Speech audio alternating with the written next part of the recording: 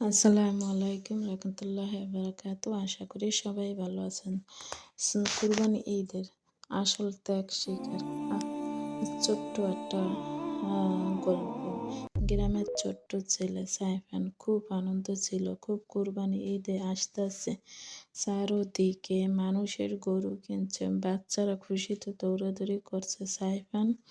সাইফান জানে ওর খুব ইচ্ছা ছিল একটা বড় গরু কুরবানি হবে তাদের বাড়িতে, কিন্তু তার বাবা ছিল একজন গরিব দিনমজুরি, অনেক কষ্টে সংসার চালাইতো। ঈদের 2 দিন আগে সাইফান দেখে তার বাবা চুপচাপ বসে আছে। সে কাছে গিয়ে বলল, আব্বু, আমরা কি এবার কুরবানি দিতে পারবো না? বাবা শুধু হেসে বলল, বাবা, আল্লাহ মানুষের মন দেখে, শুধু বড় গরু দেখে না। এই কথা শুনে সাইফান মনটা খারাপ হয়ে গেল। সেই রাত্রে সে মায়ের কাছে শুনতে পেল পাশের বাড়ির এক বৃদ্ধা কয়েকদিন ধরে ঠিক মতন খাবার খেতে পারতেছিল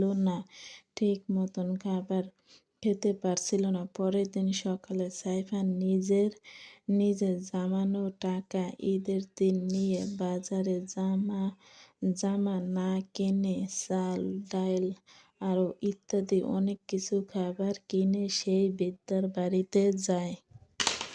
দিতে এলো। বৃদ্ধা কাঁদতে কাঁদতে বলল, আল্লাহ তোমাকে উম্মত প্রতিদান দিক।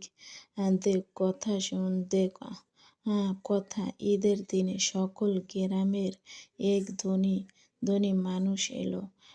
ঘটনা শুনে খুব আবেগ হয়ে গেল। তিনি সাইফানের বাড়িতে এসে বলল, তোমার ছেলে মনটা অনেক বড়, বাড়িতে যাব বলল। তোমার ছেলে মনটা অনেক বড়। আমাদের কুরবানি শুধু পশু জবাই নয়, রব নিজে, লোভ, অহংকার আর স্বার্থ ত্যাগ করা নাম আসলেই কুরবানি। আল্লাহ ধনী সাধ্য নয়, মানুষের তাকবীরে দেখে গরিব ও অসহায়দের পাশে দাঁড়ায়। বড় আমল ত্যাগ, ওদের দয়ার মধ্যে কুরবানি প্রীতি ও সৌন্দর্য, প্রতিটি অপূর্ব সৌন্দর্য।